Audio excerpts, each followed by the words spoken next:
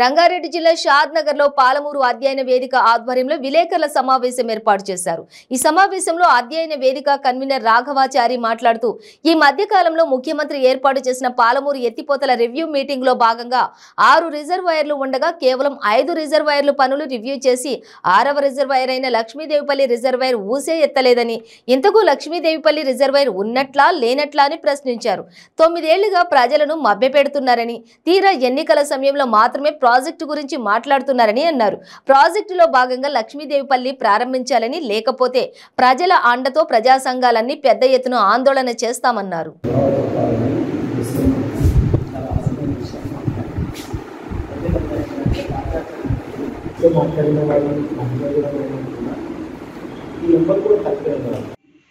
అందరూ ఇంజనీర్లంతా కూర్చొని దీన్ని పాలమూరు రంగారెడ్డి అందాము అనే ఒక ప్రతిపాదన తెచ్చినప్పుడు ఆ మీటింగ్లో పర్సనల్గా నేను వ్యతిరేకించాను.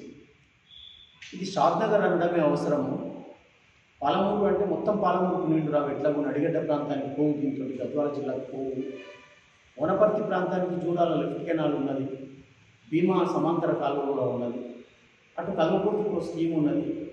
లేనిదంతా కూడా ఇటు షాద్నగర్ ప్రాంతానికి, పడమటి మహబూబ్నగర్ జిల్లాకు. కనుక దీన్ని షాద్నగర్ ఎత్తిపోతలనే పట్టాలి అని మాట్లాడినప్పుడు లేదు అందరూ.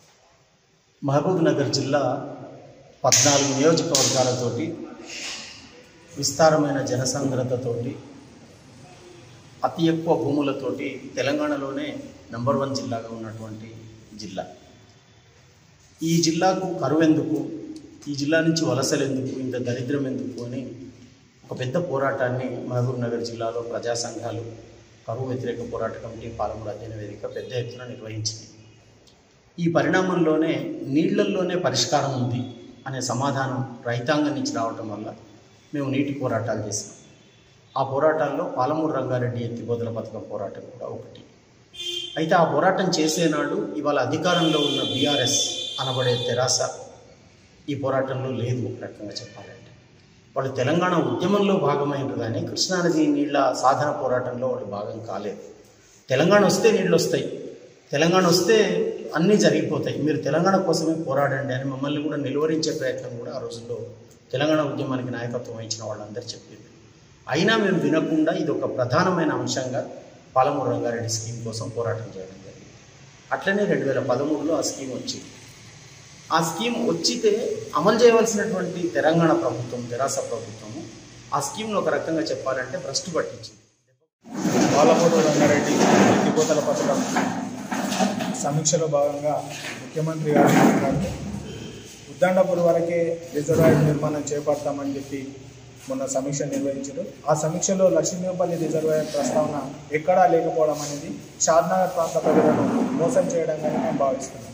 ఎందుకంటే 2018 ఎన్నికల సమయంలో ముఖ్యమంత్రి గారు షాద్నగర్కి వచ్చి జరిగినటువంటి బహిరంగ సభలో లక్ష్మీదేవిపల్లి రిజర్వాయర్ నిర్మాణం తప్పకుండా చేపడతా, నేను కుర్చేసుకొని ఈ ప్రాజెక్టు నిర్మాణం ఇమ్మీడియట్గా చేపడతా అని చెప్పినటువంటి ముఖ్యమంత్రి గారు మరి మొన్న జరిగినటువంటి సమీక్షలో దాని ప్రస్తావనే లేకుండా ఓన్లీ ఉద్దండపూర్ నుంచి రైట్ కెనాల్, లెఫ్ట్ కెనాల్ పేర్ల ఈ ప్రాంత రైతాంగానికి సాగునీరు, తాగునీరు లేకుండా చేసేటువంటి కుట్రలకు తెరలేదు.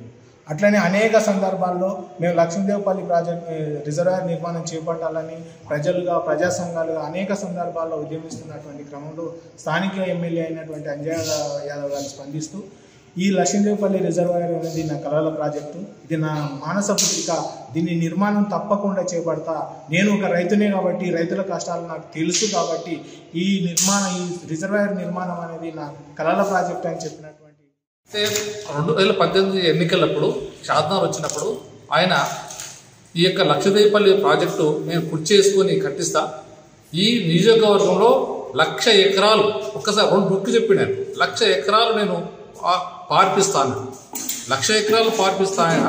మరి ఇప్పుడు ఆ కాలువల కింద కాలువలో చెప్తున్నాడు కానీ మళ్ళీ ఆయన చెప్పిన ప్రకారం చూసినా కానీ షాద్నగర్ ప్రాంతానికి కుడికాల 50,000 ఎకరాలు అంటే ఆయన మాటను ఆయననే వమ్ము చేస్తున్నారు కాబట్టి ఇది ఈ ప్రాంతానికి ఇది 2వసారి మోసం జరిగేది. మొదటిసారి ఎప్పుడైతే జూరాల నుంచి శ్రీశైలం తీసుకుపోయారో మొదటి కుట్ర, మొదటి మోసం, తర్వాత ఇప్పుడు ఈ యొక్క లక్షదేవిపల్లిని పూర్తిగా తీసుకోకపోవడం.